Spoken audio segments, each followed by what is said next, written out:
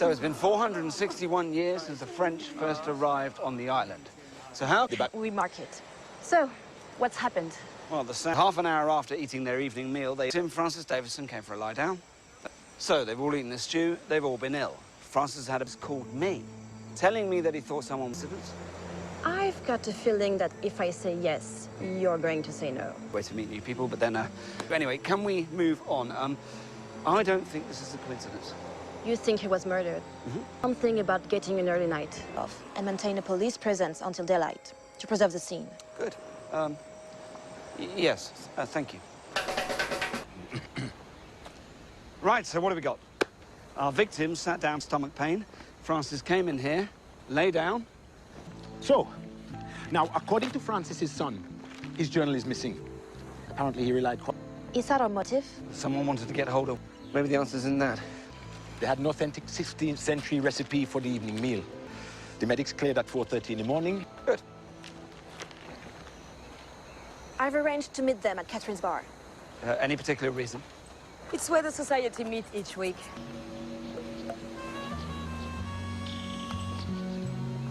The boy is Ryan Davidson, Francis's son. Someone's looking after him, I take it? This is for you, Ryan. Teresa Gow is looking after him for the time being. His mother passed away some years ago. Right. Good morning. Good morning. Good morning. Hey, and once the stew was cooking... No. Oh, excuse me. It's awful. It's just awful. Dwayne, they'll need checking for fingerprints. 4K in the red. If we find out why, it could help with the investigation. I'll request financial checks. And Dwayne's made a start on Francis Davison's emails. Right. So, President of the Sainte Marie Heritage Society, Francis Davison. Big pupils in Caribbean history. He's also writing a book about the history of Sainte Marie while he's here. And running the Heritage Society, busy man. Henri Garand. From his hometown of Antibes. He's an accountant at the Three Sails Hotel. Member of various clubs, scuba diving. She worked as a primary school teacher for 8 years, then gave it up to become a travel rep. Teresa Gower. Following the death of her father back in the UK. Librarian at the Port Royal Library. 16, moved here with his dad, straight A student back in the UK. Which... Moved here following early retirement. Inside left. So... Lab results are in. Francis died from eating a large amount of the poison. It's found only in woodland areas near the coast. It would seem somehow he had a much larger amount of the poison in his system than anybody else. Into the lab? Everything else was clear. Trace showed up in any of the water or wine. Just consume more poison than any of the others. I don't know. He ate more. Concentrated in one part of the stew than the other? Random. Hide a silver... Let me see. Here's what it looks like. Could have been picked up accidentally and thrown in the stew. It looks almost identical. Yes, Dwayne, if you can... I looked through the camcorder footage. See if that sheds any light on who may have put something in the stew.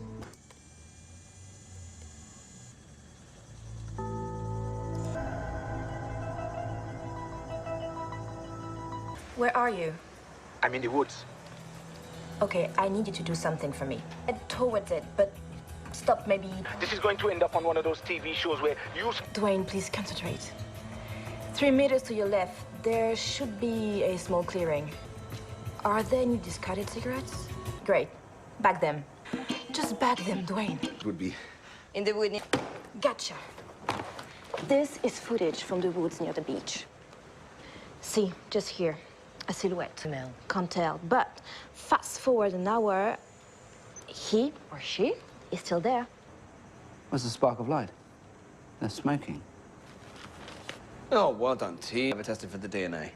Oh, we may not need to. I found this. This is on the Heritage Society blog page. Alan is the only one smoking. It's Black Strand. Oh, well done, Florence. Yeah. Sterling work. If it was him, then he would have had the perfect opportunity to poison the stew. Yes, indeed. Yeah. So, it turns out Alan Butler stole Francis's journal, but claims he didn't kill him for it, so it'd be good to know exactly what's in it. Thank you. So, yesterday, the other consumables at the camp contained no trace of the poison. So how did that happen? How did our killer ensure that it was Francis who died? Oh, we're not... Right, Dwayne, Good night, Florence.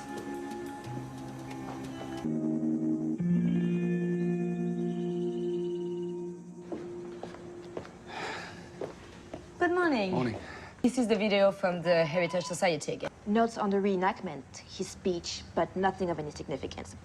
Apart from a mobile phone number and the initials GO beside it. Okay, I've left a message for them to get back to me.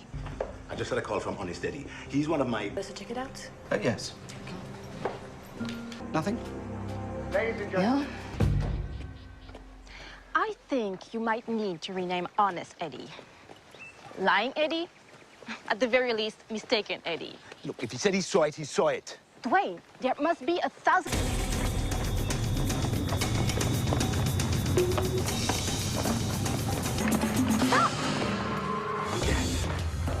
Let's go. Camille, the list of members' phone numbers from the Heritage Society, please. So...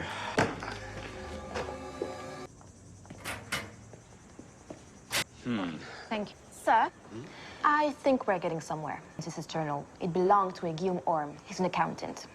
According to him, Francis asking him to block Teresa's access to the society's bank account. Advised Francis to insist Teresa leave the society. Already done it that morning. I thought that Camera belongs to Henry. Who loves Imke? What did he say? he admitted he was in... Come on, the answer has to be here. Somewhere. Most convincing killer. Alan. Henri in love with Imke. Teresa stole cash. Only in this two. Everything else was clear. You know who did it, don't you? Shall I call all the suspects now and tell them to meet us at Catherine's bar?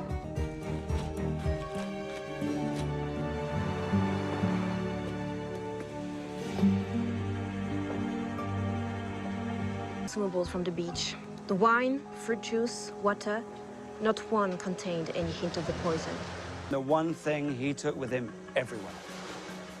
His journal. Society funds and told you to leave. You realize you were about to lose everything.